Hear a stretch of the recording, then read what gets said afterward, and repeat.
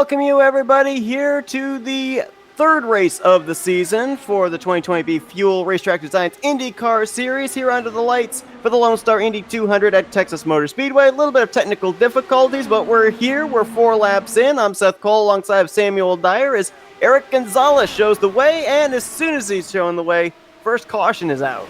Matt Hollaba is going to be our first caution of the day, and he was running about 19th position, and he just got caught up with another driver, I believe. That is going to be Yancey making contact with the 0-2, and around they went. Other drivers involved, Brent Jones, had a little bit of wing damage after those two made contact.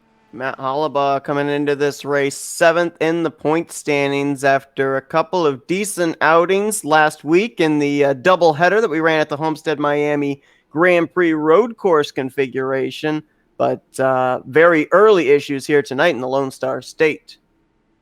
And as we started this a little bit late, but getting the pole for tonight's race is going to be Eric Gonzalez, who has led every single lap so far for the 5 laps that are underway. Mitch Welker qualified 3rd, and he's already up to 2nd place. Some of the cars that have had early troubles, it's going to be, as we saw, Matt Hollaba with him being caught up in a wreck, as well as Yancey. They will both be in the pits trying to get repairs done as quick as possible. So will Brent Jones.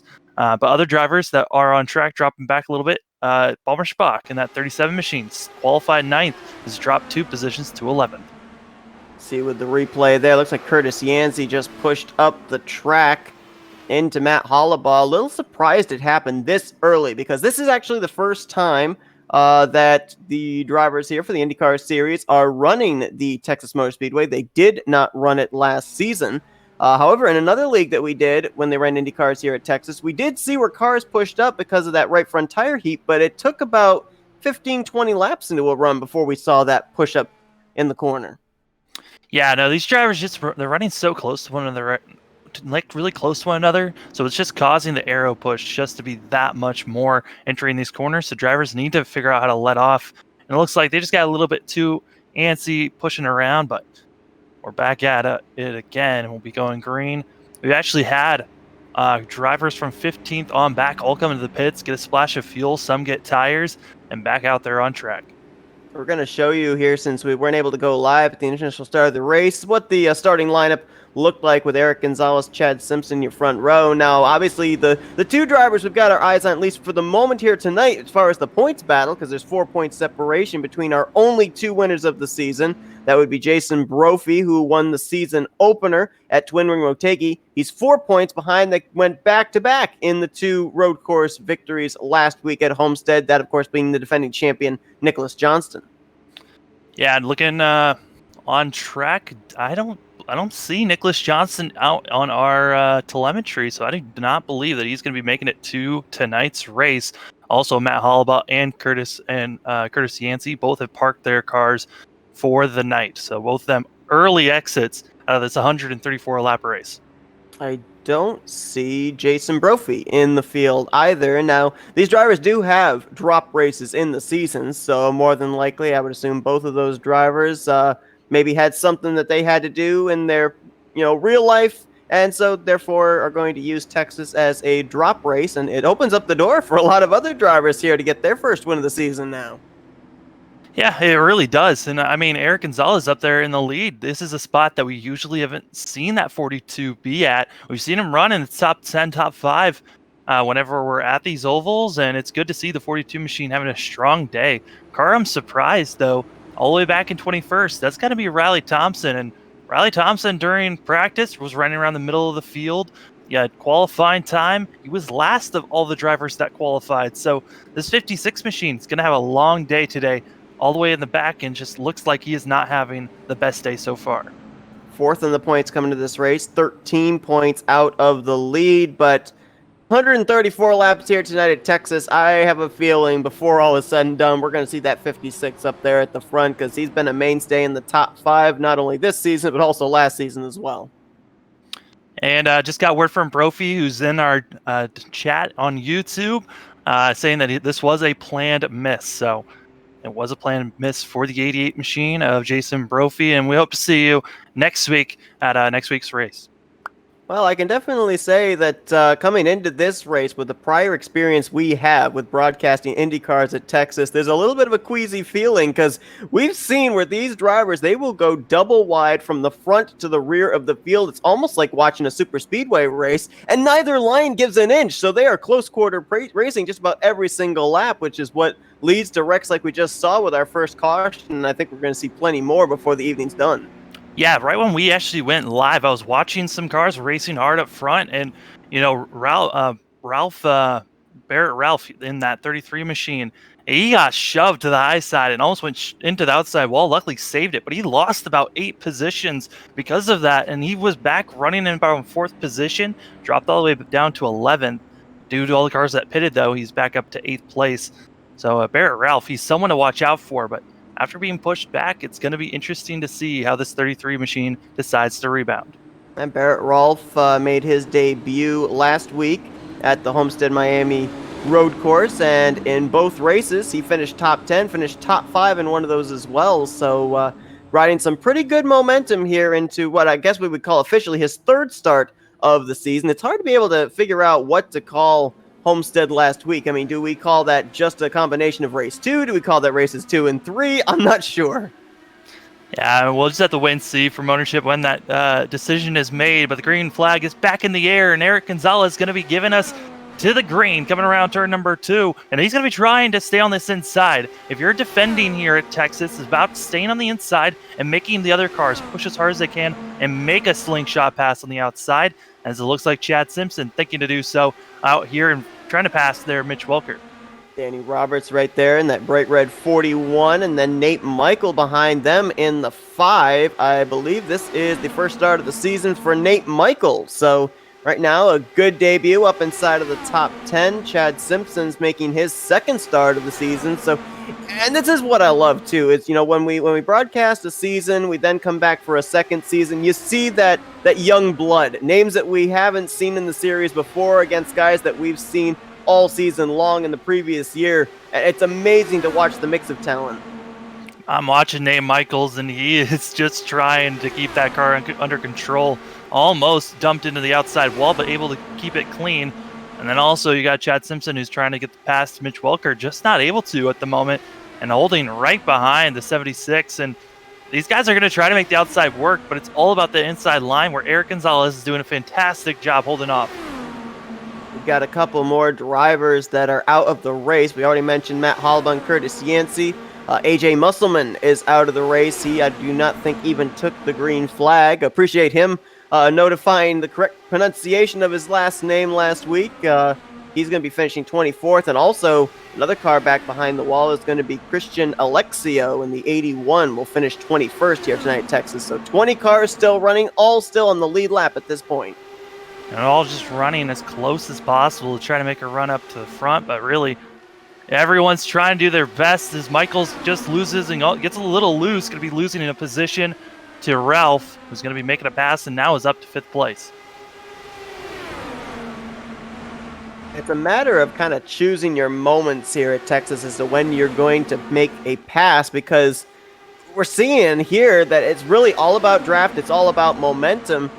Not a whole lot of passing goes on because everybody's running the exact same line.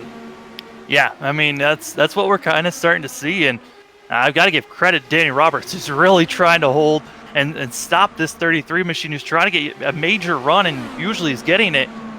But man, Danny Roberts is bracing very defensively right now, trying to stop this 33 machine. And you see them snaking their way down the back straightaway, trying to break. And Evan Adams, I believe, was the cause of this one, as he's already teleported his number 59 Castrol GTX machine to pit road. Yeah, he came off of 2, just a little bit too strong with too much speed and into the outside wall, launching his car into the inside wall and finally coming to a resting stop.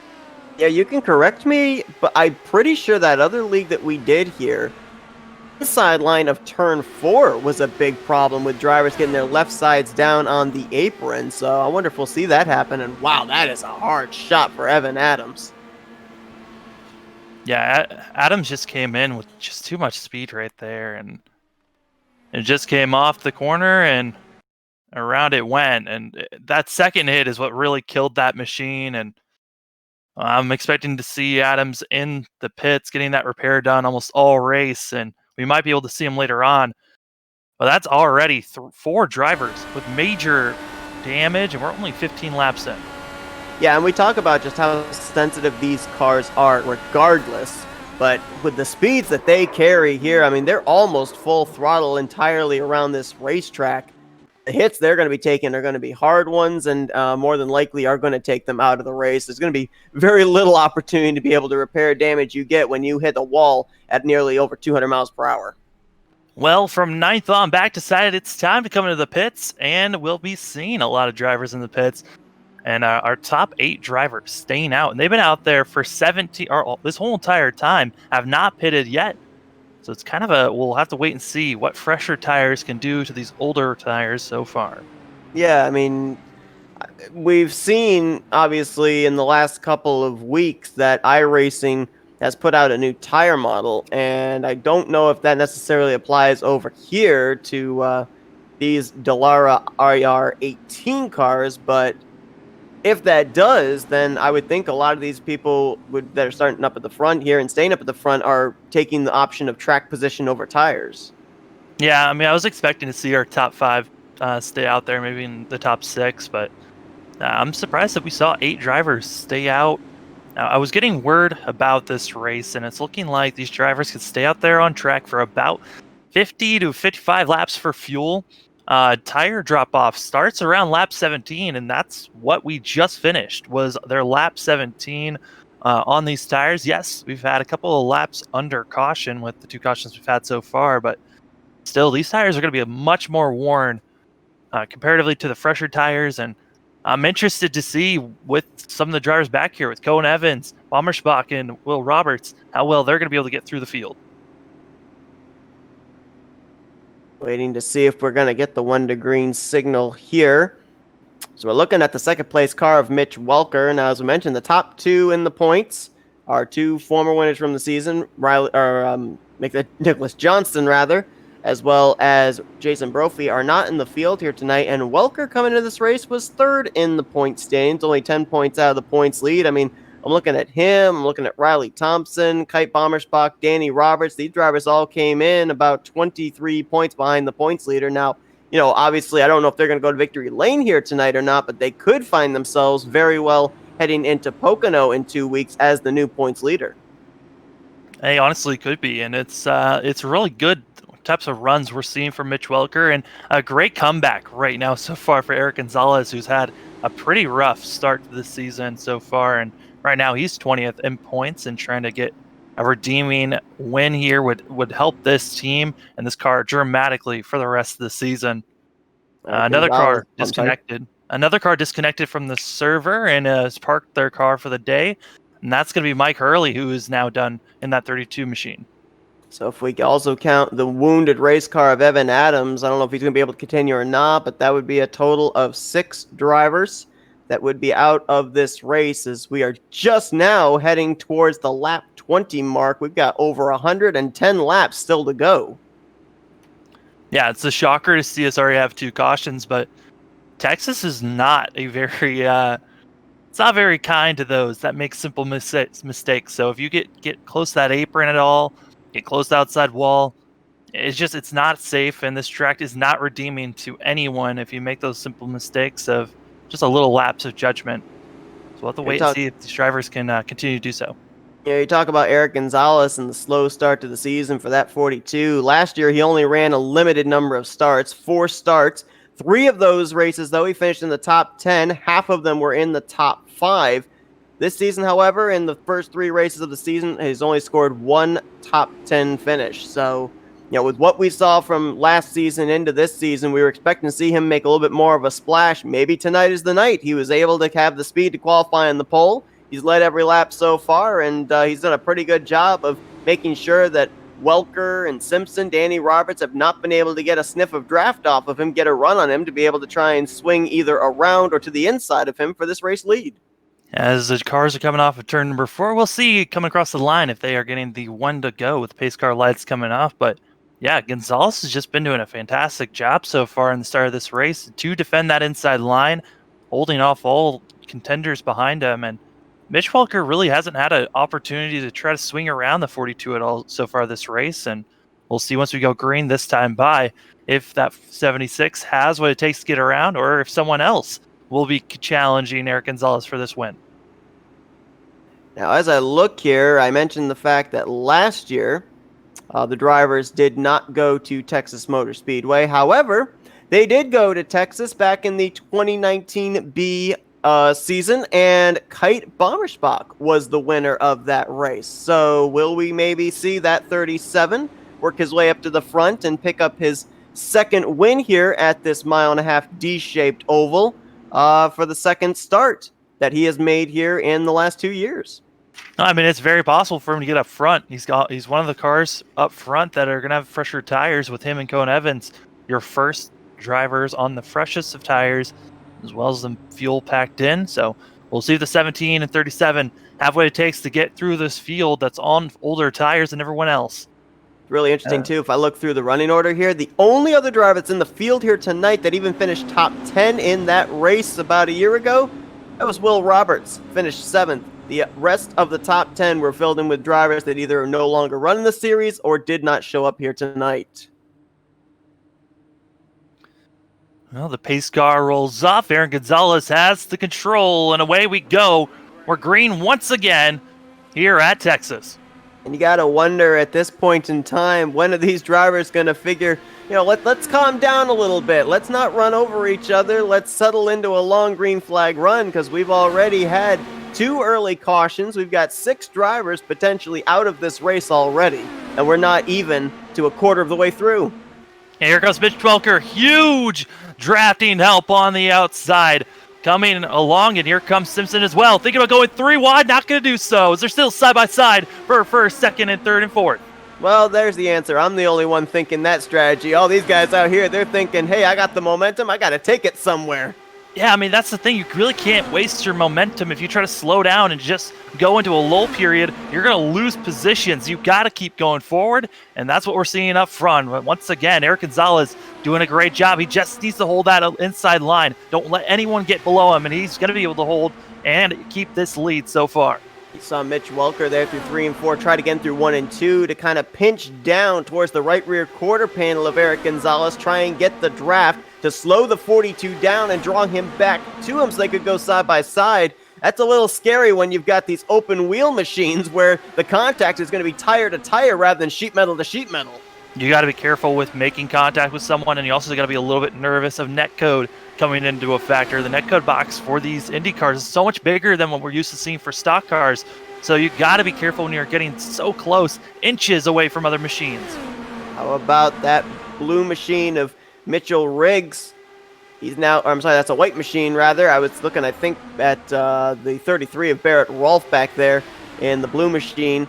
He's making some moves, and also Mitchell Riggs up here was actually up near the top of the leaderboard in speed as well. The big thing with here at Texas, though, is a lot of those lap times were not, wow, that was a close call between Simpson and Roberts, but we're not really sure who's got the best draft-type speed in terms of being able to get runs and everything, because a lot of the laps we saw in practice were draft laps. Yeah, they were all practically draft laps that were being thrown down. Unless you were about a second off than everyone else, then you probably were just doing solo runs. But most of these guys that were running during practice, I mean, the fastest car out there was Will Roberts during our practice time. So we'll have to wait and see if that 27 machine can get through the field. Right now, Russ scored 9th place. But we're going through right now. Mitchell Riggs is really the car that's making his moves as he's up to 3rd. He was able to get around both Chad Simpson and Danny Roberts, then looked to the outside of Mitch Welker, could not make it work that time. And that one move that we saw earlier with Chad Simpson and Danny Roberts, that's the move you kind of have to make, although it's a gutsy move where you dive down to the inside and the back straightaway, leave the driver up topside with no opportunity to block, but sometimes drivers do run the risk of coming down to try to block, and we've seen the end result of that before. Yeah, it's just going to be chaos if you try to block a little bit too late. You're going to cost your race as well as someone else's if you make the wrong move. But right now, Gonzalez has just been doing everything he needs to do. And looks like Barrett Ralph He's the car now making some moves throughout the field, as well as Will Roberts, who's now up to 8th and really is coming up quick with those fresher tires. I don't know if Chad Simpson lost momentum or what, but he has drifted all the way back now to the 7th position. Interesting thing that I'm seeing right now, Sam, that call for all those 8 drivers to stay out, those 8 drivers are still running 1st through 8th. They have not dropped outside of the top 10 yet. That just shows the strength of the draft. If you're able just to stay with the cars that you're around, everyone kind of just sticks there. And I was watching Will Roberts. He was coming through the field quick, but then just one simple mistake, him losing momentum, and he drifted all the way from 8th back to 11th. But now on the outside, finally getting that run again. It's such a momentum-based racetrack we're at here at Texas. If you make one simple move, it can cost you greatly, but at the same time, you can come back so much stronger if you get the right amount of draft space. That's Cohen Evans right behind Will Roberts, and there's Riley Thompson, been able to work his way from 21st now up to 11th in these first 30 laps, and at 56 still continuing to make forward progress as he makes a move into the top 10. Now we'll go to the outside of Sarah Tessum, and I believe he is the second highest driver on fresher tires, the highest being Will Roberts in the 27. They've moved up both into the top 10, Roberts in 8th, Thompson right now in 10th. And the battle for 3rd place underway as Nate Michaels is going to drift up a little bit, almost make contact with Ralph. Wow, I gritted my teeth. I had an inhale through my teeth there of like a... Oh, no contact! Danny Roberts! And then they'll go! That's a big one. 3 cars involved, Riggs in the air, Roberts in the air, Nate Michael a hard lick as well as he is tumbling to the inside of the racetrack also. Those were 3 machines. That was the battle for 3rd place. Riggs, Michaels, and Roberts all collected, and you kind of thought that maybe it was going to be Riggs and Michaels first making that contact off of the exit of 2, but you just saw the momentum and closing rate that Danny Roberts had. He had no way of slowing down, and it was a bold move, and it just did not work out for that 41 machine, taking everyone else out. Yeah, folks, if it looks like these drivers are going fast into the corner, they are. 215 miles per hour, they enter into these turns. And a lot of times, the reaction time just isn't there. Sometimes the reaction time can be just a half second too late. And this is what the end result is. And with the speeds they carry, as we said, the hits that are going to be taken are hard and heavy. And boy, that is a wild ride for all 3 of those machines who, unfortunately, as you said, were running up inside the top 5 at the time. Re-looking at it, Danny Roberts, he came in with that esteem, but at the same time, there was a tad bit of net code there. There was a little bit of space between the drivers, but with iRacing, there's sometimes a net code or a space where invisible materials will hit and cause a car to spin out, and it looks like that was the cause of this caution. But you brought up the point, too. When you have that momentum, you cannot lift because with how close these drivers are racing, if you lift, there's a very good chance the driver that's right behind you won't lift, and he's into the back of you, and that still causes a wreck. Yeah, exactly. That's why all these drivers are always pushing forward and trying to go as fast as they can, and it looks like Nate Michaels' day, he is going to park it in the back. That 5 machine is done for the night. Hey, what I find incredible, too, fortunately, all 3 cars stayed up towards the higher area of the racetrack for a good portion of that wreck. We did have the 36 and the 5 come back down the racetrack, but that could have been a lot more cars involved had those drivers drifted back down the track a little bit sooner. Completely. I mean, there were some cars that were lingering behind, and while the drivers were still flipping and coming down the track, I thought they were going to make contact with them. Luckily, there wasn't contact made.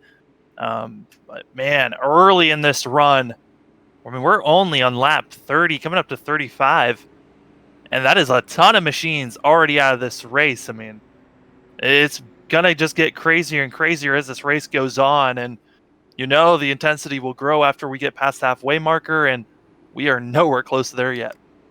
Nate Michael making his debut here this evening. It comes to a short end. We already talked about the fact that Matt Hollabaugh, who is up in 7th in the points coming this race, is out. Well, if Danny Roberts is unable to continue, that's another driver up there in the standings. He's tied for 5th with Kite Bommerspot coming into this race. So not only are we seeing some hard hits for drivers here tonight with these 3 cautions, but we're seeing hard hits in the point stands as well with drivers that came in with great momentum in the first 2 races of the season.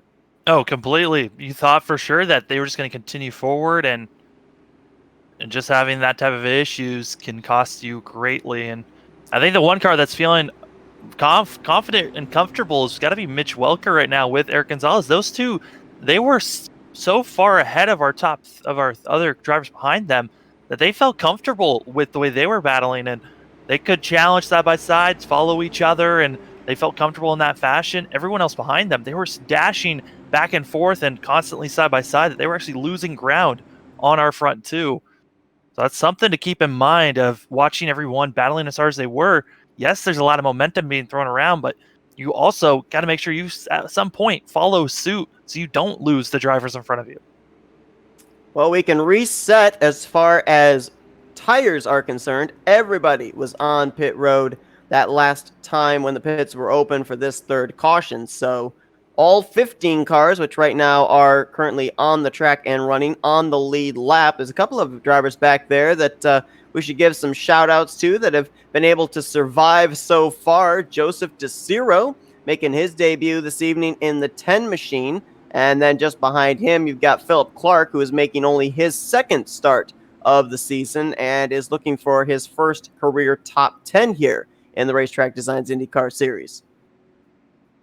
And it looks like the pace car lights are still on. We're waiting for the one to go, and then we'll get back underway. But early chaos under so far in this race. And I got to say, while we're under green, when we are green, the racing action is so entertaining to watch. I mean, there's always something to watch up front. There's always action in the middle and the back.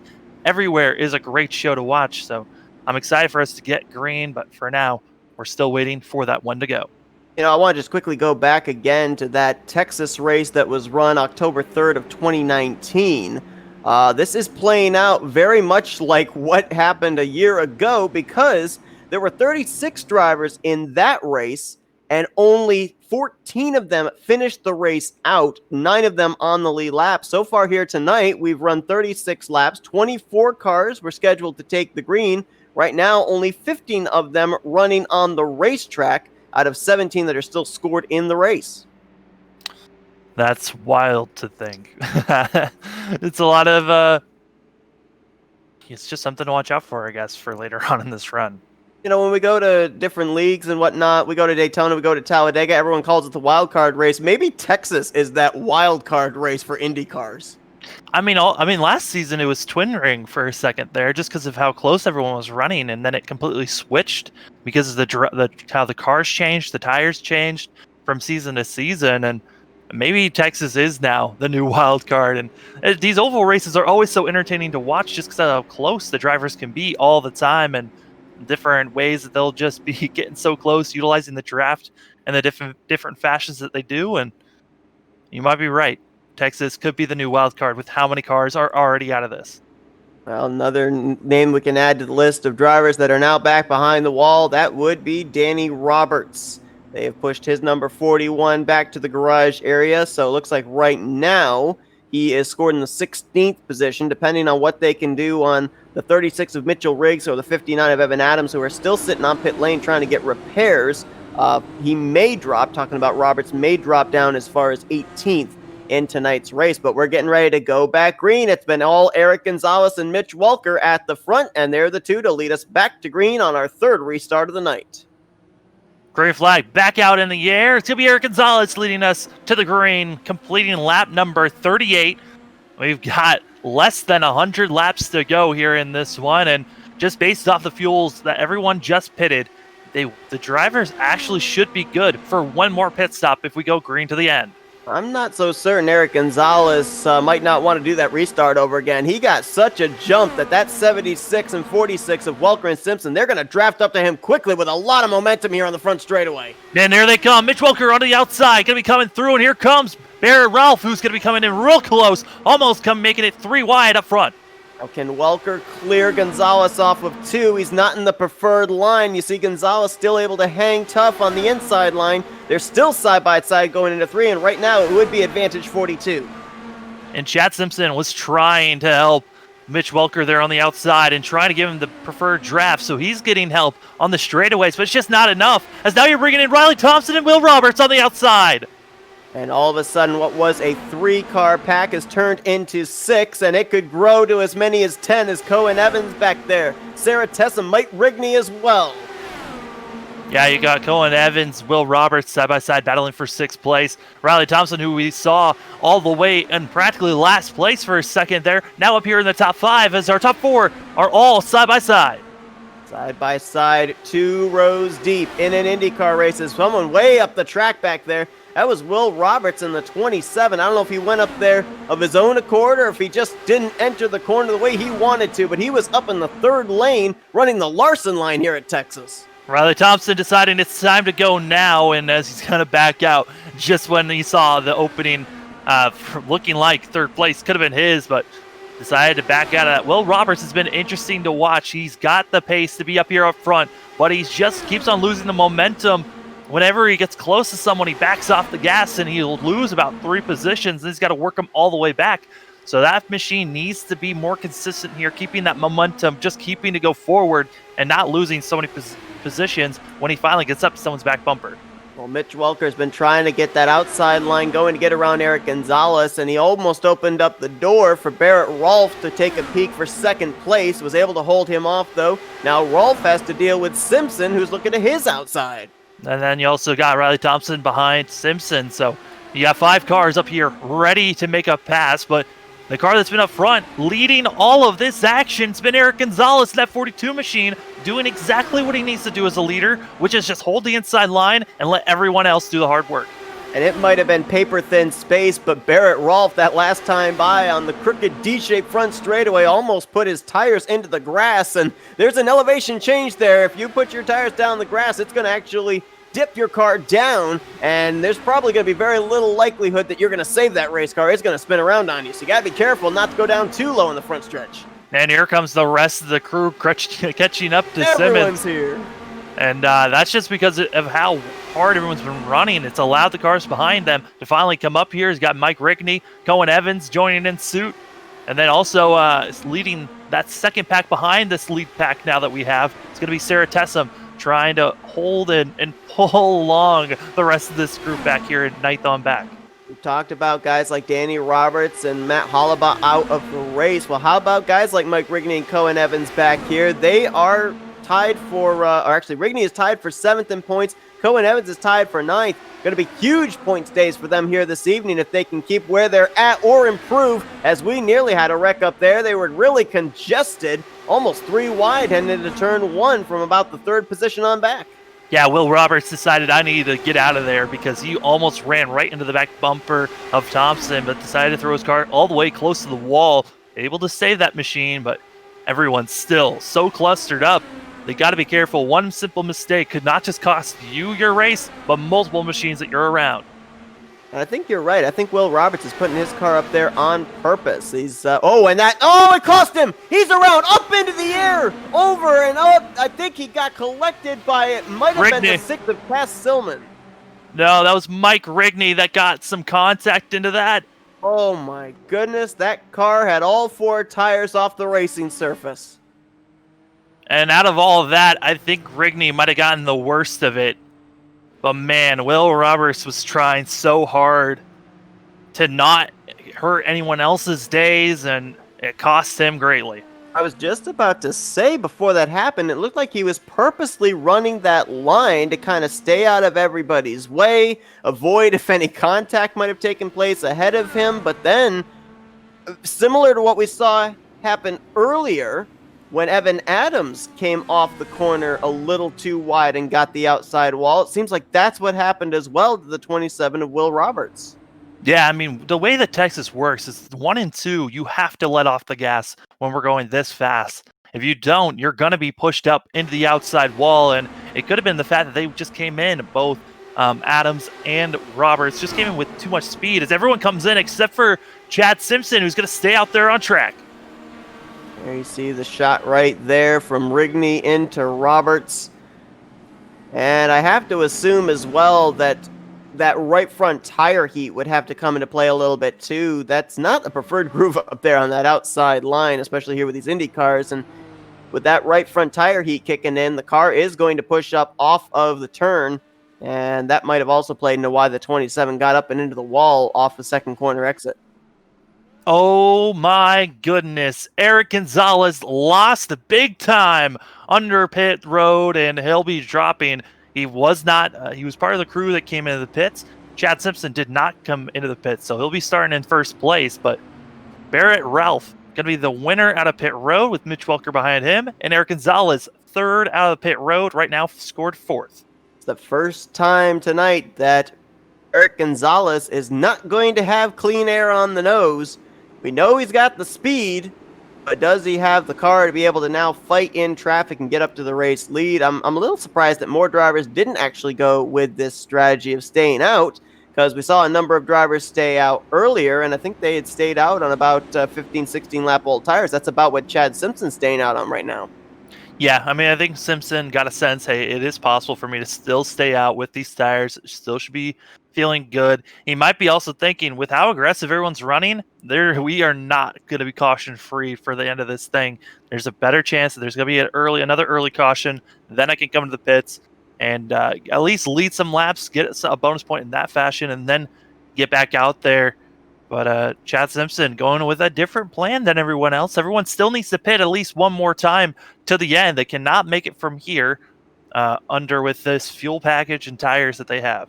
You know, it's interesting that wreck that we had in the back straightaway. We clearly saw all four wheels of Will Roberts' 27 leave the ground.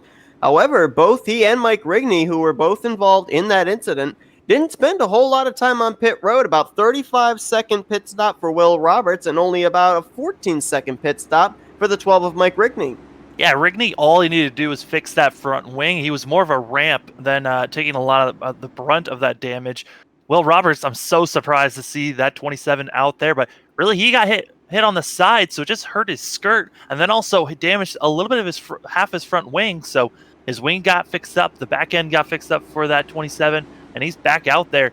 You can still see visual damage on the 27, and he might be running a little bit underpowered, but still running out there on track.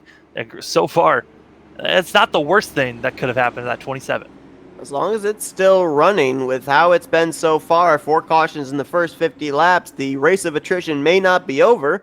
And Will Roberts, even if his car isn't up to speed, may be able to get around some damaged machines in the running order and maybe sneak out a top 10 run here this evening. As we're waiting for the lights to go out atop the pace car, we are closing in on halfway. We've got about 13 more laps before we get to that point, and I believe, nope, lights are still on. So while the lights are still on, we'll step aside for a quick commercial break. You won't miss a thing as we'll go FRN side by side, and then we'll be back to the action here tonight at Texas.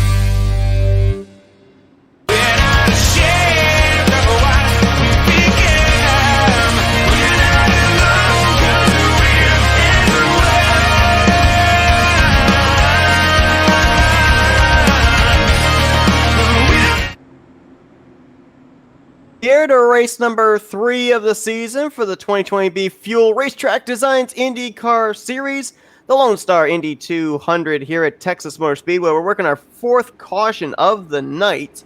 But one thing that I've noticed here, Sam, is even though we have had 4 cautions, yes, the pacing laps are somewhat slow, but the race pace has been really fast. That the fact that we've been able to get to 50 laps in, even though we've had quite a number of wrecks.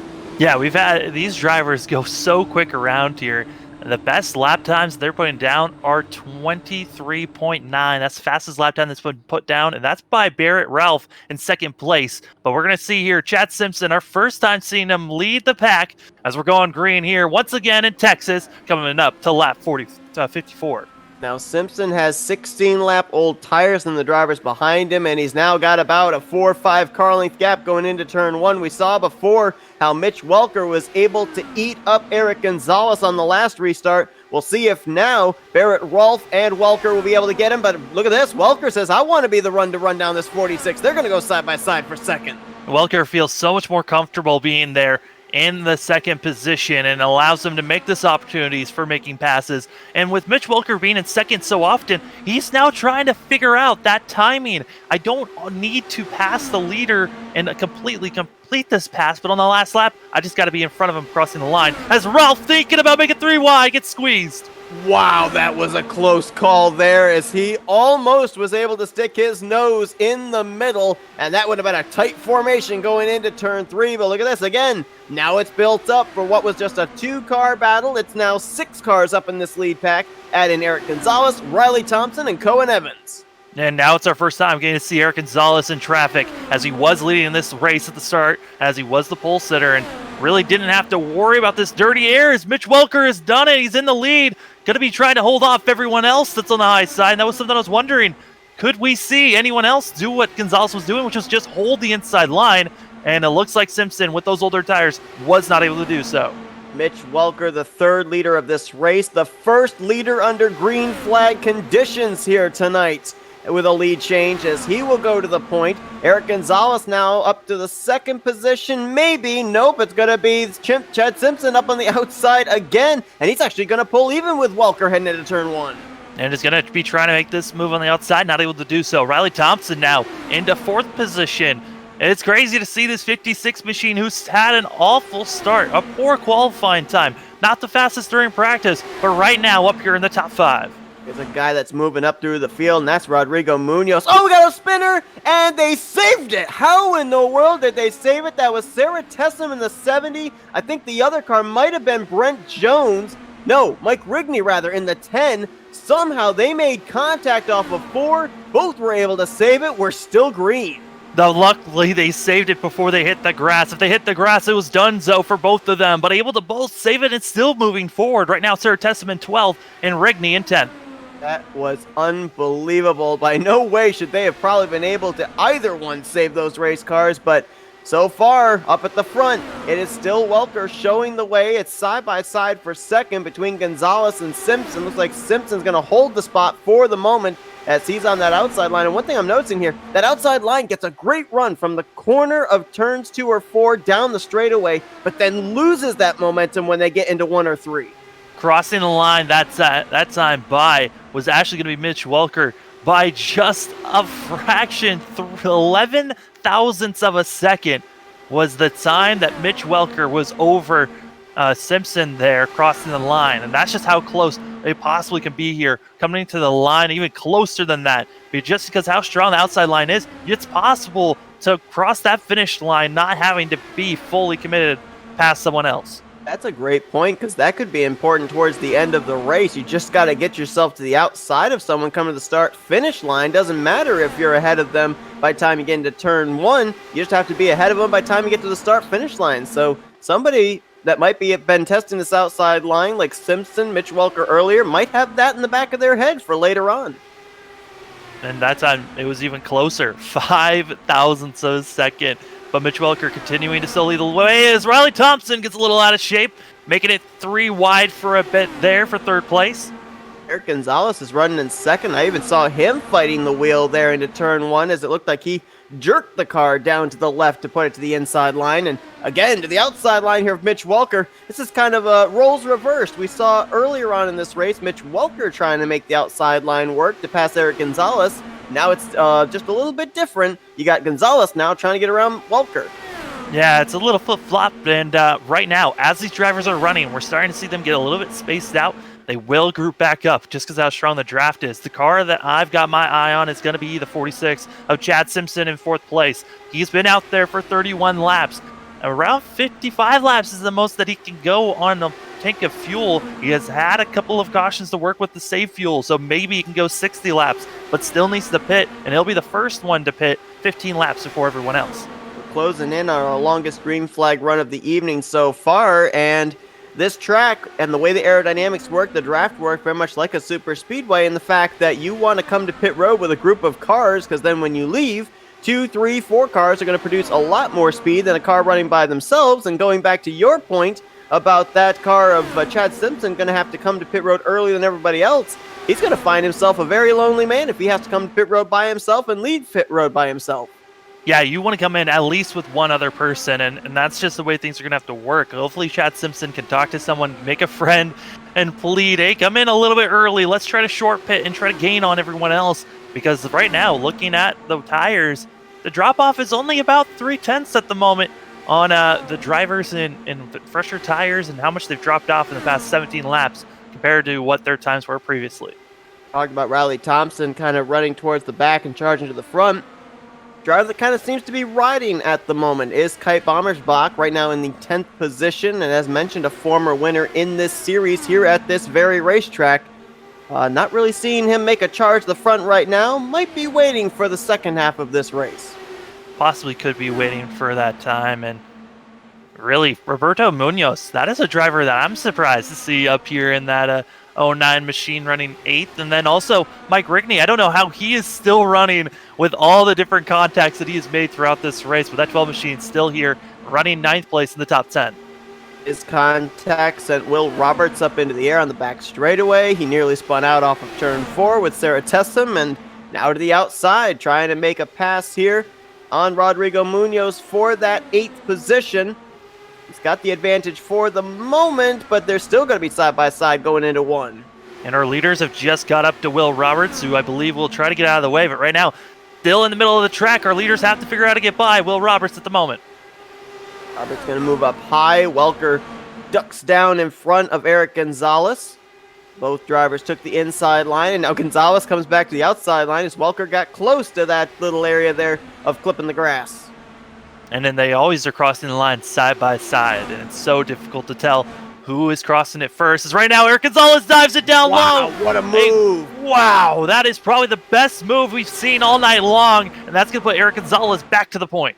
He set him up perfectly, let the car ride wide off the turn, forced Welker to kind of block the outside line, opened up a lane. Gonzalez took it. Nothing that Welker could do with the momentum the 42 had, and Gonzalez back out in front where he started this race. But Mitch Welker can keep that in the back of his mind. That is a move that he might be able to make, but Eric Gonzalez not giving anyone an opportunity. He immediately ducks it to the inside as fast as he can on the backstretch so no one else can get under him. And that's the moves that you have to make as a leader to make sure that no one has a chance to get by you on the inside. 73 laps in, this is the most spread out we have seen the field all night long. You've got a group of 4 up here, and then you've got them all kind of straggled out single file from 5th on back to around the 11th position. And right now, looking, Chad Simpson running 5th place at the moment, and he's got another about 15 to 20 laps to go before he'll have to think about coming to the pits. And then everyone else is another 15 laps after that. It's like Simpson dealing with a little bit of internet connection issues there as well. Blinked for a brief moment as Gonzalez continues to defend that inside line. Welker trying the outside line. I have the feeling, too, for all of these drivers, doesn't matter if you're Simpson or the rest of the field that can go those extra 15 laps or so, you're going to want to stretch it as far as you can go because we've worked 4 cautions. You don't want to come to pit road, make a pit stop, be trapped a lap down, which you definitely will lose with the speeds that they're carrying here tonight, and then find yourself trapped a lap down with a caution coming out, having already made your pit stop. And a car that looked like losing and got a little loose off of 2. That's going to be Cass Silman. back there in 8th, losing 7th place to Roberto Munoz. Silman still having a great run, though, currently in that 8th position. 10th in the overall points coming into this race as well, looking for a second top 10 run of the year. And then right behind is the 12 machine of Mike Rigney, still up here in the draft of this lead pack. So we cannot count him out. Another driver that's having a good run here as well. How about Brent Jones in the 49 machine? He's not up in the lead pack right now, but he's been able to survive the carnage so far. He's in that 11th spot. Sarah Tessum right behind him in 12th, trying to hold off Philip Clark and Joseph DeCiro. Those two drivers also doing a good job of keeping their noses clean so far, and all these drivers, including the lap machine of Will Roberts, currently up inside of the top 15. Yeah, I mean, I'm extremely surprised Brent Jones is still up in 11th place. He was involved in that first accident where he got a little bit of contact there with Hollaba, and so still able to keep on running out there in the 49 machine and running 11th, but kind of is in no man's land with no one in front or behind them, and so Brent Jones is kind of stuck in a pretty precarious situation of no help, and that gives us a kind of an idea of what it's like with no draft. And also the cars behind Jones, all of them are running slower, and Sarah Tessum was a part of that Mike Rigney incident under this green flags set that we're in, where she almost lost it in the infield grass. Yeah, amazingly, two cars together as opposed to one car by itself. The difference is half a second. Eric Gonzalez, Mitch Welker ran 24.5s last time by, whereas Tessum and Jones, who were running by themselves, they were running in the 24.9s. It just shows the difference there in pace, and then also how hard you really want to push your machines. And like I've been stating, Chad Simpson, he's about 10 to 15 laps away now from becoming our first car to make a green flag pit stop if we get to that point. And he'll be all by himself. Right now, it's kind of a ticking time right now until he has to pull that 46 machine into the pits. And Eric Gonzalez just been doing what he needs to do. Hold and block that inside line and just let Mitch Welker run his line at the moment. And no one's really making any bold moves at the moment just because of how much the tires have worn down. And that's why we're seeing a lot of single file action at the moment. You know, it's going to be interesting here, too, because we saw this implemented quite a bit at the mile-and-a-half tracks last year, where drivers actually had to enter pit road from the entrance of turn 3 onto the apron, come around the apron through 3 and 4, and then come to pit lane. Be interesting to see if these drivers are going to have to do that here tonight at Texas, or if they're going to be allowed to come to pit road right out of the exit of turn 4. They have actually talked about that. Race Control told the drivers before this race, hey, if you feel comfortable coming in off of 4, that's on you, but I would prefer if you guys tried the access road coming through 3 on the apron and then coming into the pits. It's a lot safer. You don't have to worry about risking your car coming in with too much speed or spinning your car out. But we'll see who wants to be the cars pushing themselves to the limit coming off of 4, and those that are going to be conservative and trying not to hurt themselves that much. As Ralph getting right there to the grass, making it 3 wide into turn number 1. And Gonzalez cannot throw the block as Rolf is there. We're still 3 wide out of turn 2. And Rolf is going to hold this line. He's going to try to make it to where they drift up, and Eric Gonzalez drifts up just a little bit. Welker's holding suit. Welker with contact with Gonzalez, and they continue on. Welker was trying to pinch down Gonzalez. Gonzalez was in the worst position. Couldn't go low because Rolf was there. Couldn't go high because Welker was there. And now he's going to open up the door. Does Rolf, allows Gonzalez to get back through. I'm actually surprised the 33 didn't go down and try and block that inside line in the front straightaway. Yeah, it just looked like he just couldn't. The tires right now are so beat up. These drivers, the moves that they're making now is so risky, and I'm surprised they stayed 3 wide as long as they did. And the contact that was made, extremely surprised that the tires were able to hold up, and a great driving by these drivers so far. And what looked like a little stint of a lull period is now drifted away as everyone else now getting on top of one another in this lead pack. Chad Simpson on those old tires somehow is still up here in that 3rd position after Welker lost a lot of momentum being on the top side of that 3-wide formation, and Simpson's now caught up to these top 2. Let's see what he can do with 15-lap older tires. And Mitch Welker also is now rebounded after losing his momentum. Now back up to 3rd, pushing Simpson back to 4th. But Gonzalez doing what he felt like he needs to do. Go to the inside, defend that inside line.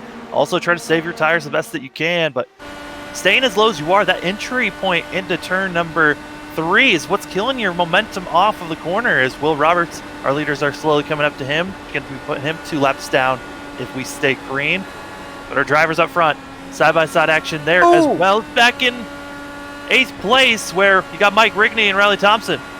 Barrett Rolfe is on the apron. I think he's coming to pit road. I don't know if he was posting he was coming to pit road or not, but as we looked from the gearbox of race leader Gonzalez back, the 33 did get the wall off of turn 2. Also, it looks like there could be damage on, I believe that is Welker that might be having some damage on that 76 machine on that front wing. I could be wrong, though. I think, but from my angle, it might be off. Nope, you are correct. There is a left front wing that is sticking up in the air, and I almost wonder, we couldn't really see it because our view was kind of obstructed, but I almost wonder if maybe when the 33 of Rolfe got into the wall, maybe Welker got into the back of him? I'm looking back, and I think it's around the time that these guys were 3 wide when that incident there, the contact between Gonzalez and Mitch Welker is why that bent in the front wing is, yeah, that's when it was happening, when they were 3 wide. When that ding came up, we were just, our camera angle and the way the shadows are, it was kind of difficult for us to see that damage, but it's been there for a while for that 76 machine. So how much does that affect you at a track like this? With the aerodynamics and there being draft, it's so hard to keep yourself behind another driver, as well as cornering. It's so difficult to keep it the way that it is, but Mitch Welker doing a great job so far, still just sticking with it. That is damage that can be repaired quite easily in the pits, so it shouldn't hinder him too much, but as you can see, he's not able to stick with our front 3 and struggling to hold on to 4th, as he will not anymore. Well, I wondered if maybe Barrett Rolfe was coming to pit road for a scheduled pit stop, but he is on pit lane now for over a minute, and I think that hit off of turn 2 is what drew him to pit road. So a tough break there for a driver that was up in the top 3 at the moment that problem happened. Yeah, it was too hard of a lick that really killed the suspension, and also just the toe in this team. Also a little bit of wing damage that costed this 33 machine. And Barrett Rolfe now heading back onto the track. Where we stand right now, though, believe the 33 machine can make it to the end, but with him being right now 4 laps down, it's too far. He needs another caution to possibly put himself close enough to get back on the lead lap. Seeing Will Roberts off the pace, he's 2 laps down, but that was a position he was able to pick up as Welker is now on pit road to get the damage fixed there on his wing. He had dropped back as far as 6th place before deciding to come here to the attention of his crew. And also Chad Simpson just announced that he's coming in the pits as he just pulls in now. And Chad Simpson came in off of 4, so we'll be seeing a lot of drivers doing that. It's the ones that are too conservative up front, they'll be losing too much time if they decide to come in around turn number 3. So you got to be careful right now. But Mitch Welker back on track. It was a little bit of a longer stop than other drivers, but if we get another caution, he should be back up there and battling for the lead. Well, the top 3 has certainly changed. Before, it was Eric Gonzalez, Mitch Welker, and Chad Simpson that were up there, with Simpson to pit lane for a regularly scheduled stop, Mitch Welker to pit lane to repair some damage as well as change his tires. You've now got Gonzalez leading this race, but Cohen Evans has now moved up to 2nd place, followed by Riley Thompson, who just got passed for 3rd as Thompson's on pit road. Thompson to pit road. Mike Rigney just got done with his pit stop. He'll be getting back out there. Should be coming out around 11th place as Simpson's coming around and passing him now on the track. So it is around the time that we're going to be seeing a lot of these drivers coming to the pits. They can still go out and battle for the next they can be out there for another 5 to 8 laps before these drivers need to think about coming into the pits. But this is their final pit stop of the day, unless a caution comes out. Now, we haven't really seen any advantage of fresh tires over old tires with these drivers up here on restarts. We've seen upwards of 15-lap older tires be able to still hang tough with fresh tires, but with the green flag pit stops, do you think there's any time to be gained with fresh tires? Yeah, I mean, before it was around lap, so it was about a 14 to 16 lap difference, which really isn't a lot. The tires don't start to really drop off until after 17 laps, and for these drivers that are still out there, they're running about 4/10 slower than what their fastest lap times were, and that was in the draft. Now Eric Gonzalez just ran a lap where he was all by his lonesome and running only about 4/10 off. So very similar lap times to what he was running by himself previously. And yellow is out. And this Oh, happens, wow, with at least 10 drivers off the lead lap, only 5 drivers on the lead lap at this point in time, and I think it was Rigney in the 12 bringing out this 5th caution of the night.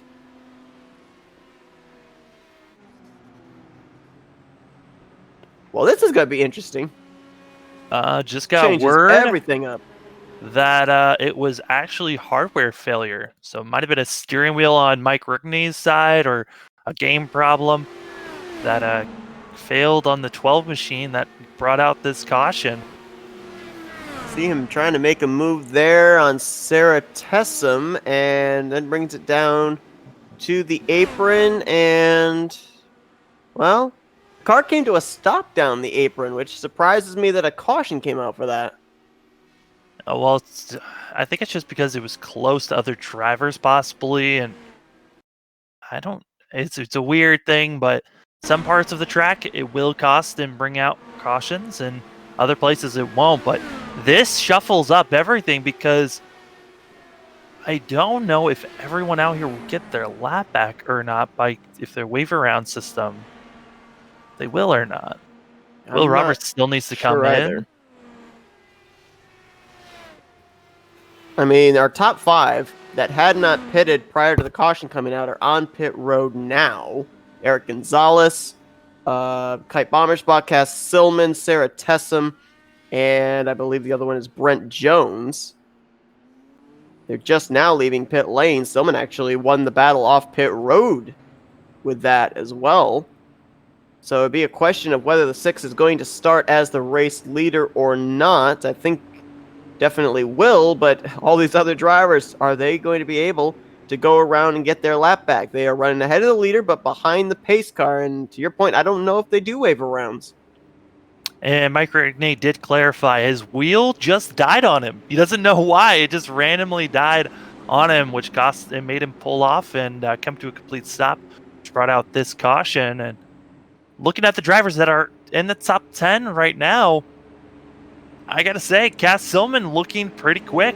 They haven't really shown any real threat just yet because Cass Silman's kind of been stuck behind drivers that have been side by side, and the 6 machine not putting themselves in any type of situation to damage that vehicle. We know that Eric Gonzalez is one of the fastest cars out here. We'll have to wait and see if anyone else decides to come out here and show their stuff. Now, 9 drivers were on the lead lap when that caution came out. Right now, 5 drivers are in line if they do waiver rounds to be able to get back on the lead lap. Those would be Chad Simpson, Riley Thompson, Cohen Evans, Rodrigo Munoz, and Mitch Welker. Philip Clark is still a lap down. Joseph DeCiro still a lap down. They are not waiver round eligible, so depending on if they do have a wave around rule or do not have a wave around rule, we could have as little as 10 drivers on the lead lap when we go back green. And we're going to be getting this restart closing in on 30 laps to go. And just got word that, yes, the drivers that are set between our leader, which is Silman, and the pace car, will all get a wave around with the 1 to go. So they'll have to race around the track to catch behind the rest of the field once we go green. Another driver that is taking a wave around also. Actually, let me correct myself. There are a couple of drivers also taking a wave around, but they would not get back on the lead lap. Philip Clark and Joseph DeCiro are taking wave arounds, but they were 2 laps down. This would put them to -1. Barrett Rolfe in the 33 was 5 laps down, and it is right now looking like he's going to take a wave around. It would put him to -4, currently in the 14th position. And which this helps greatly for those drivers. They're good to make it to the end, and we know that cars even with 16 lap old tires can still battle up front. So all these drivers have already pitted. They feel comfortable to really get back out there and challenge our leaders, and everyone that did pit previously and are set up to take this wave around, feeling confident that they will be able to get back up front. Well, the lights are still on the pace car, and you can clearly see the neon lights there on the catch fence on the front straightaway as well, indicating to these drivers that may be back inside the top 10 or outside of the top 10 that we still are under caution and have not gotten the 1 to green signal yet to get ready to go back green for what is now going to be less than 30 laps here tonight at Texas. So we're going to step aside for another commercial break, and then we'll come back here for the finish here tonight at Texas Motor Speedway as we go FRN side by side.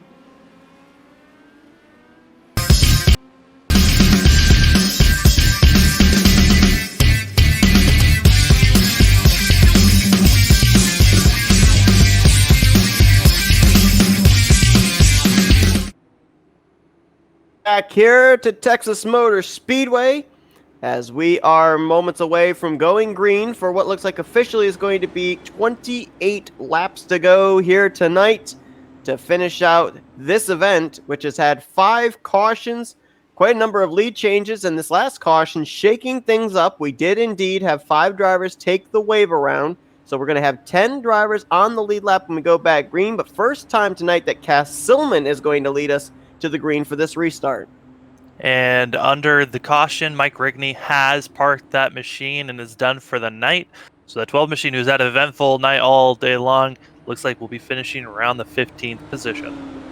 Well, in 2 weeks' time, these drivers will be at the tricky triangle of Pocono, taking an off week next week. They might need it after the events here this evening in the Lone Star State. But as the pace car makes the left-hand turn to pit road, it's Silman, Gonzalez, Bommersbach, Jones, and Tessum. That's the top 5. Wave around drivers 6 through 10 are Simpson, Thompson, Evans, Munoz, and Welker. They're the 10 to settle it out here tonight at Texas. Green flag back out in the air as we're taking lap 106, and we're getting closer and closer to the end, and Cass Silman getting a huge run, and you know with how big of a gap that is, that Eric Gonzalez is going to come back, as well as Bommersbach in that 37 machine in third. They're going to be coming right back to the back bumper. Here comes the rest of the field.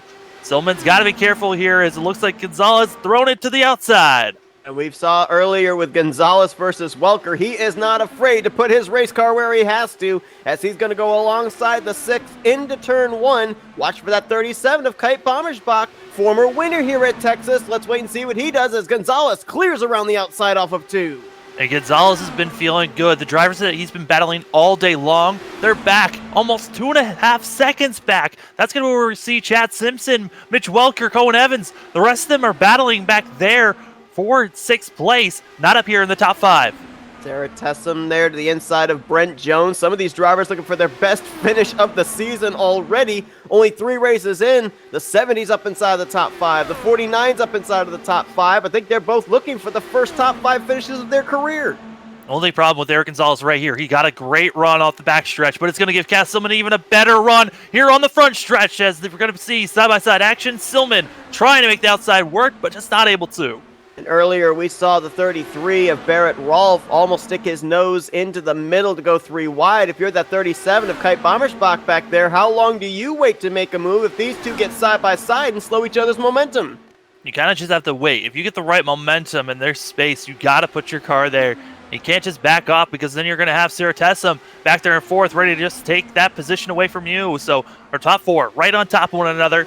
Then Brent Jones fades back a little bit from these drivers, and then back there, about 2 seconds back, is when you see Mitch Welker and the rest of the crew trying to make a charge forward, but just not able to on those older tires. Yeah, right now, those drivers are at a deficit of anywhere from 4 to 8 laps to these guys up here at the front, these top 5, because they got to come to pit road under the last caution. Those other drivers taking the wave around, you can't come to pit road under that caution period. Cass Tillman on the backstretch trying to make the outside line work, just not able to get it done just yet. It looks like we'll have to just follow suit on Gonzalez's tail. But man, Sarah Tessum back there in fourth. What an eventful day she's had all night long with having a couple of contacts with Mike Rickney, able to save it on the green flag, the last green flag run we just had. That 70 machine now up in fourth, finally making that charge forward, and that caution came at a prime time for her to finally be up here in the top 5. Her best finish so far this season was 10th place in the second Homestead Road Course race last week. And don't look now, but lap times do not lie. Mitch Welker, Riley Thompson, Chad Simpson, they are running faster. They are catching up to these top 5. So do not count these guys out yet. And I'm surprised that, Chad Simpson and Cohen Evans aren't on the back tail of the 56 and the 76. Mitch Welker and Riley Thompson, as those two are hard charging and now are a second and a half away and right on the tail end of the draft of this lead pack. They will be there in a matter of 4 laps or less. And here they come. The guys that have been challenging Eric Gonzalez all night long. They're now in 6th and 7th and right on the tail end. Just made their way around the lap machine of Philip Clark and trying to latch onto the draft of 5th place Brent Jones. And they are, I believe, in his draft, and they are closing quick that last time by, again, 0.3 of a second faster than your guys up here in this lead pack. And we're seeing almost every single lap Eric Gonzalez and Cass Tillman side by side crossing the line. And it's been close every single time, within 20 or less hundredths of a second. I mean, within 0.02 of a second. But I got to say, credit to Eric Gonzalez on that low line. Has not given up the lead of leading a lap since he's been on the inside. And Gonzalez may be 20th in the points coming into this race, but it's so early on in the season, a trip to victory lane is going to skyrocket him through the standings. Just a case in point, after the second race at home, or the first race at Homestead last week, Mike Hurley moved up 11 spots in the standings, and then after the second race at Homestead, Matt Hollabo moved up 5 spots. So the points are so close that a victory is going to move you up multiple spots in the standings. Yeah, and it's not like Eric hasn't had that pace. He's had the pace at every single racetrack. It's just luck hasn't been on his side, and that's why this 42 machine is back in 20th place in our points standings. But right now, leading the hard charge here at Texas, and it's been looking like one of the most dominant cars all night long.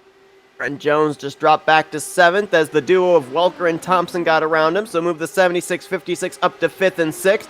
Next on their hit list is the 70 of Sarah Tessum in the 4th position. And Tessum right now has kind of been just lingering, not really trying to make any big and bold moves. She's just been liking where she's at right now, not having to worry about that many cars. But Mitch Welker and Riley Thompson, they're going to try to get by the 70 machine as fast as possible and just get on the back tail of 3rd place. There are a couple of cars that are running off the pace here. Will Roberts and also the 10 of Joseph DeCiro, while leaders are entering into the corner at about 2:13 to 2:15, as Gonzalez with a very defensive line down the back straightaway. Those two drivers, the 10 and the 27, are going to the corner about 200 to 202. And Mitch Welker easily gets by Tessum as well as Riley Thompson. So now that both those drivers 4th and 5th. And it's incredible because they are on the older tires and doing this great of a job getting through traffic and able to get up to right now 4th and 5th position. But the challenge for 1st back underway is Cass Tillman on the high side once again. That was a gutsy move there by Cass Tillman, splitting up the middle 3 wide between Gonzalez and the lap machine of Will Roberts. Back to the outside line again. Now they're going to go side by side behind them. Welker to the top side on Kite Bommersbach. Welker and Thompson, they're here now. It's now a 5-horse race to figure out who's going to get this win. And the laps are just ticking away as we're getting closer and closer to the end of this thing. That's going to be interesting to see if Welker or Thompson can get up to 2nd place, what they can do with the 42, because we saw the charge that Welker was able to put on Eric Gonzalez early on in this race, but that was when the two of them were on an equal set of tires. There is a difference of about 8 laps between Welker and Gonzalez and the tires they have on their machines, so I don't know. Oh, Cass Tillman! Great save. I thought for sure that 6 machine was just going to dump it into the outside wall, but was able to save it. That 6 machine was squirrely on the entry of turn 1, and I mean, I don't know how that 6 machine saved that machine. Now it's going to be Welker and Bommersbach for second, and I'm going to be interested to see if Welker can get up here, if he's got enough tire rubber underneath him to be able to make the moves on Gonzalez that he made earlier on in this race. It's going to be hard to tell, but like we said, it's not about fully passing the car in front of you to get the win. It's about just crossing the line before them, getting just an inch or more across that finish line, and it is possible. As Bommersbach makes contact with Gonzalez. And keeps it straight, but way up the track opens the door for Welker to look for second, but able to hold him off, and that was a near moment with our 2 race leaders. I think this is the time where we're going to probably see Bommersbach with the best momentum here. Thrown into the outside. Gonzalez lost a ton of momentum there. His left side's got down on the apron. And that's going to give Bommersbach the lead because of that one slip-up. And you knew just because of how much gap there was between first and second that it allowed Bommersbach to have that momentum, make that pass. As, whoa, the battle for second! Yikes! Ooh, I think there was just a tad bit of contact, but both drivers able to save it there. I got flashbacks to who was it? Danny Roberts and Mitchell Riggs earlier on in this race, with one car coming down to block the other going to turn 3. Fortunately, we didn't have the end result there. Eric Gonzalez now trying to make the outside work as Welker able to get by, and this is giving the 37 of Kai Bommersbach plenty of space to work with. And if this 37 machine can just gap them a little bit more, possibly have over a half a second gap on everyone else behind him, he might have a big enough gap to get this thing done and win this thing. But here comes the rest of the field charging back just because of how strong the draft is. 2 seasons ago, Kite Bommersbach not only won here at Texas, but took home the championship, went winless all of last year, looking for his first win in 2 seasons, and has about 7 more circuits to do it, but they've got them lined up. Second back through 4th right now, might be able to draft up to him with a pretty good run. And honestly, I'm expecting to see Bommersbach do the same move that we saw Gonzalez do. Hold the inside line. Don't give anyone an opportunity down there. And it looks like Eric's been doing the same thing he's been doing all race long. Immediately off of 2, he'll just dip it to the inside, try to block Welker's chances of making a pass here, which I don't know if that's hurting the 42 at all, because they're slowly gaining back on Bommersbach. But with how many laps they're ticking away, you got to get closer to that 32 machine at some point. Yeah, it's kind of a rock and a hard place for Eric Gonzalez, because, yeah, if he stays up there, maybe the 76 will stay up there and they can draft down the back straightaway, but at the same time, Welker may use it as an opportunity to dive to the inside and take second place away.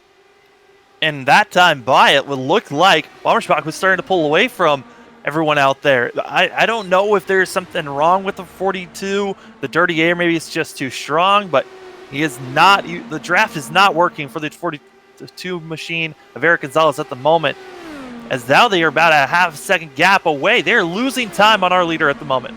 All of a sudden, it's like his momentum is stalled out. You're right. Seems like everybody's momentum stalled out. The big runs we saw in the draft just moments ago have seemed to completely dissipate. Welker's not able to get to the bumper of Gonzalez. Thompson's not able to get to the bumper of Welker, and nobody's able to get to the bumper of Kite Bommersbach. Everyone was using their tires to the fullest, trying to either hard charge through the field or hold their positions. The one car that really wasn't doing any big moves, that's the 37 of Kai Bommersbach. He was saving his tires this whole entire run, but here comes Eric Gonzalez with that huge momentum off of the front stretch. It's like a rubber band. You wind it up and let it go again as the 42 closed the gap up there on the front straightaway. Lost some time that time, though, through 1 and 2. And I think that's kind of the momentum that you're going to have to want to get here as we're getting to 2 laps to go. Crossing the line here.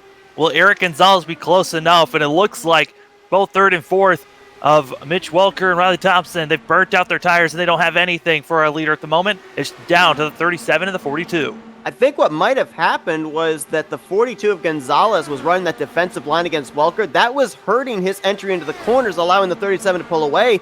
Now that he's kind of gapped himself a bit back to Welker, he can go down into the corner the way he wants to see if he can get a run on the back of that 37. But time is running out because he's only got a mile and a half left to do it.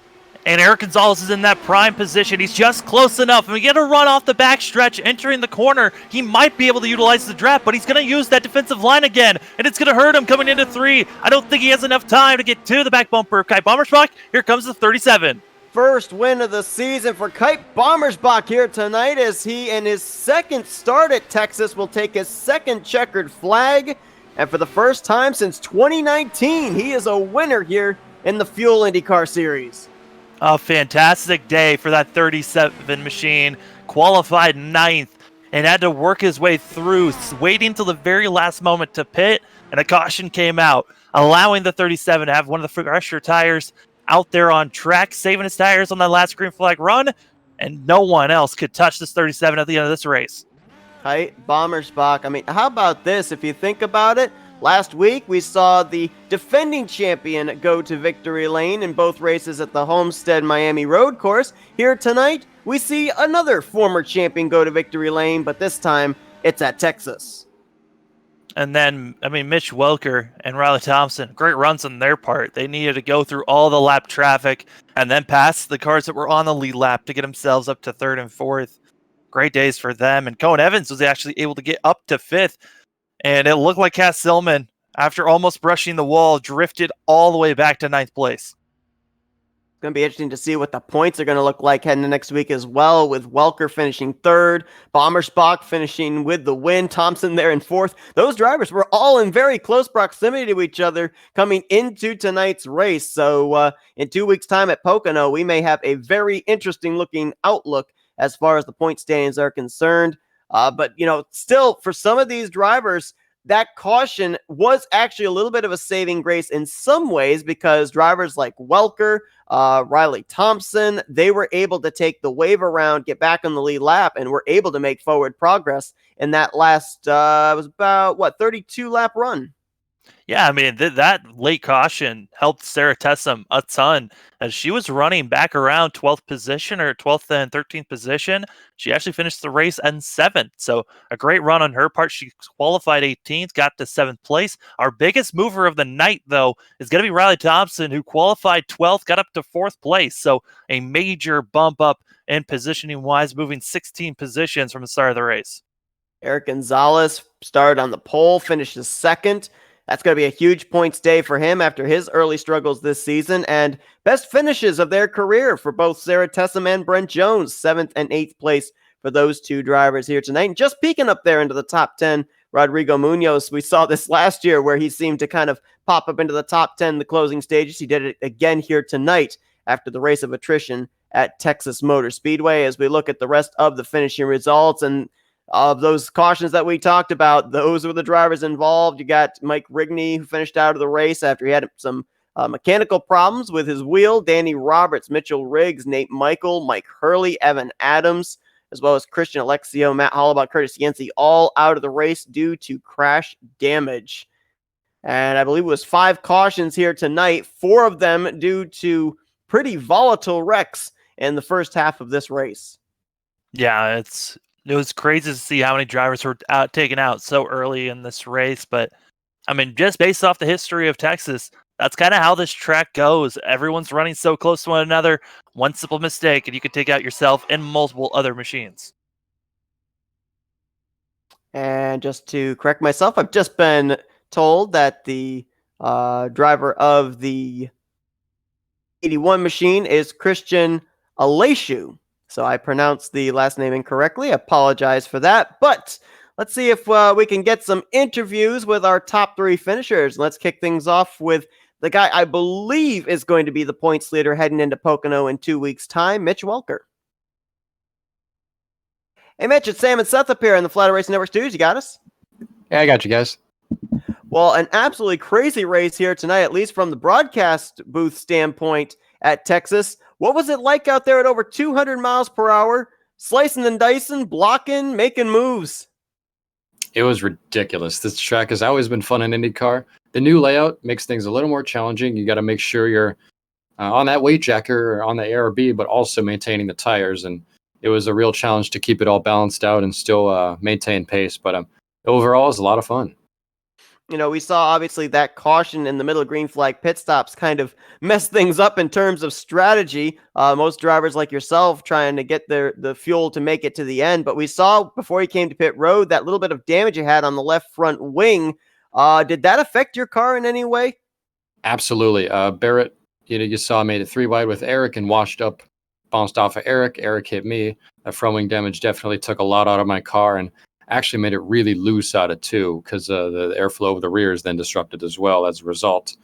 So I had to box when I did, or otherwise I would have lost the car, I think. Yeah, Mitch. I mean, we saw on that last green flag run, you had to go through so much traffic to finally get up to third place. And how difficult was it trying to get through traffic on the slightly older tires than everyone else? It wasn't too bad. It was only maybe a 1 or 2 lap delta, I thought. So generally, it's just about who can race the best, who has the better racecraft, and I felt I had a really good car to me tonight. I set up the tools just how I felt I should, and I think I maximized the result for what happened. Sam brought up a point during the broadcast of the runs that drivers were getting on the outside line, not able to really complete the pass when you got into either turns 1 or turn 3. But as long as you were able to beat that car to the start-finish line, that might be something some drivers were planning on utilizing towards the end of the race. Was that something you were kind of testing the waters of in case it came down between you and somebody at the end of this one? Around the outside of 3 and 4, you're asking, or Yes. where? Okay. I didn't really have it in my mind. I was just doing my best to get around Eric in general because Eric's a really, really supreme oval racer. I known him a long time, and he's always been great in IndyCar. So I knew that I wouldn't be able to just stick it beside him. I'd need to make it stick all the way around him. And I made it once in the race, but he got me right back. So I was more thinking about just completing the pass in general, but it never really happened. Just ran out of time, ran out of tires. The outside line I was mostly focused on using in 1 and 2 because on the older tires you could pinch someone down and they would have to lift out of it, and that'd be a good pass. You saw what I did with Sarah there near at the end. Well, obviously a great run for you here tonight. As I stated before we did your interview, I think based off of the calculations I've got, you're going to be the points leader heading into Pocono in 2 weeks' time. So going to be seeing you at the top of the leaderboard there when we get to the tricky triangle. And let's do some shout-outs now. Yeah, I'll shout out to Sarah. This is only her second Indy Oval race in P7. Drove a really great race, stayed out of all the carnage, made some great calls, and just really proud of her as a teammate and as a friend. It's just really awesome to see. And then a shout out to the rest of the Project 2 crew. Hopefully our Scars guys did well tonight. I haven't checked in with them yet. Just hopped over here quick. So yeah, that should be about it, I think. Well, that's Mitch Welker. He brings it home P3 here tonight at Texas Motor Speedway. Congrats on a great run. Enjoy your off week, and we'll hopefully talk to you in 2 weeks' time at Pocono. See you then. Thank you. And let's get our second place finisher, Eric Gonzalez. Eric, it's Sam and Seth up here in the Flatout Racing Network studios. You got us? Yes, sir. Well, you qualify on the pole for this one. You run up in the top 3 for most of this race, and it came down between you and the 37 there at the end. But it was kind of hard to tell because you had such a strong race car when you were running in second, being able to reel in whoever was the race leader at the time throughout this race. We just didn't see you get back up to the bumper of the 37. What happened in that final 10 laps? Well, in the final few laps, I was kind of you saw that I was making that the very defensive line in 1 and 2, and I was just really pushing the front tires.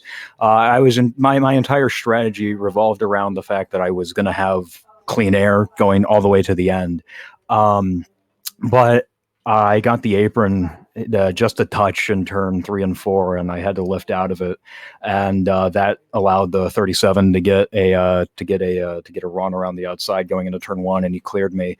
And after that, I didn't have the clean air, and my tires were showing their wear. So overall, I think that overall was a really good race. I think we were figuring out, especially at the end when I was running behind them, behind Kite, I was figuring out how to really get off, and because I knew that I had to let off a little bit more and get the car to rotate, settle, and then go off into 1 and get the run out of 2. But yeah, at the end we just didn't have the tires to be able to keep close enough and to get back by Kite to get the win. But it's a shame, but you know what, I'll take a P2 based on, because that's how we should be running, and based on our previous results on ovals, they haven't exactly shown, but you know what, I'll take it. P2 is good for me. Obviously the thing that kind of shook everything up was that caution that came out just past lap 100. You, along with 4 other drivers, had not pitted yet. Would you have preferred that the race had gone green to the end and that maybe the strategy would have worked out for you to be able to hold everybody off and not really have as many drivers to battle as opposed to having 9 drivers back in the hunt on your back bumper on that final restart? Absolutely not. I was entirely banking on that caution coming out. If we had gone green to the end, odds are the guys who pit before me, they would have had the fresher tires. They were coming fast, and I probably would have lost ground on that. So, I would have liked to be first on that restart, but we lost those couple positions to one position to Cass.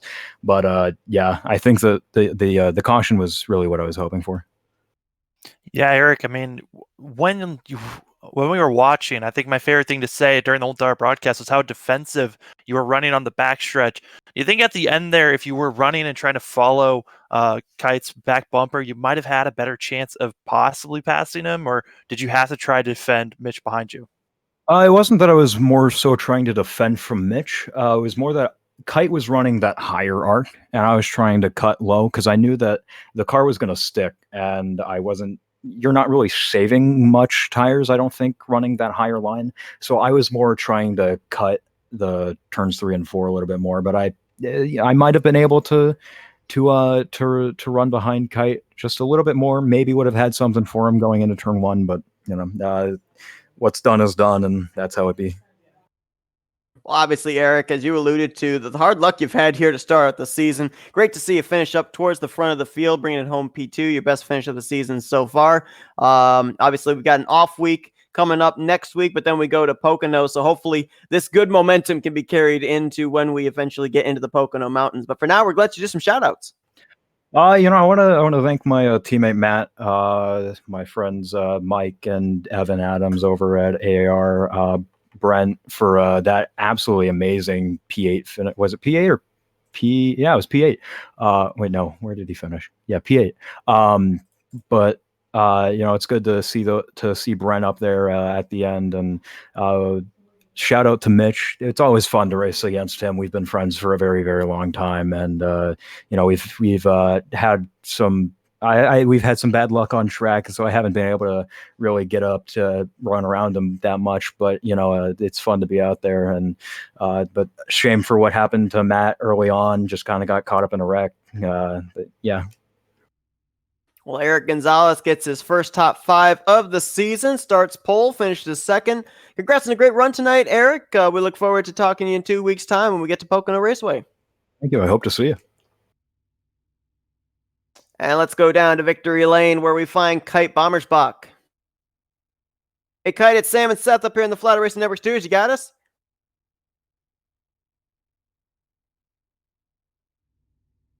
We'll see if he is there. We'll try again. Kite, Sam and Seth up here in the booth. You got us? Copy now. Well, I mean, we saw all last season you went winless going into that season as the champion. Last win that you had here in the Fuel IndyCar Series came here at Texas Motor Speedway, and here tonight, you snap the winless streak. You get your first win of the season. Talk about those final 10 laps, that battle between you and the 42. Yeah, it was pretty crazy. At the start, I'm sure you guys saw on the broadcast all the wild racing that was going on up front. So I'd started, kind of in the mid pack, and I decided to just drop back and let some people kind of take each other out. Then kind of after that had all happened, I had my roll bars set a little too aggressively, so I wore my tires off, and I decided that my best bet was to just stay out and hope for a caution. And I got that, and so did my teammate Cass. And then there at the end, I just let Cass and Eric battle it out and wear their stuff out. Both of them I could see weren't making all the moves that they needed to take the lead and be definitive with it, so I decided to just hang back. And then I struck at the right time because Mitch was right up on me, and he probably would have been by me like in a lap had I not tried to make that move there. I'm sure you guys saw I made it once, and we had a little contact with Eric, but it's always wild racing those guys. They really know what they're doing, and I'm just here trying to kind of game the system a little bit, and today it worked out. Well, you definitely made the move at the right time, as you said, but let's talk about leading up to that. all those wrecks that took place in the early portions of this race. And we kind of saw you kind of in ride mode, it seemed like, towards the midway point of the pack at that point in time. How difficult was it to, be able to figure out where those cars, whether they were flipping, whether they were flying, whether they were spinning, where they were going to go and where you had to go to avoid them? Yeah, I had my eyes on a couple certain people and was just waiting for a wreck to develop amongst them. As much as I had my eyes forward, I also had my eyes on my mirror, making sure I wouldn't get run over and just put myself in a spot. It's pretty crazy and hard to pick exactly where they're going to go once they start helicoptering, like Will did at that one point. But I just got, put my car in the right spot, got a little lucky, and then was able to strike later. Yeah, I mean, you're speaking about keeping your head on a swivel. I mean, how hard is it when you know that you've got your momentum going and you possibly could lose your momentum or other cars could lose their momentums as well, and the closing rates? How is it keeping your head and your focus throughout this whole entire 34 laps? It's exhausting. Like, you have to focus on, making your apex in 1 and 2, as well as, watching out for any craziness.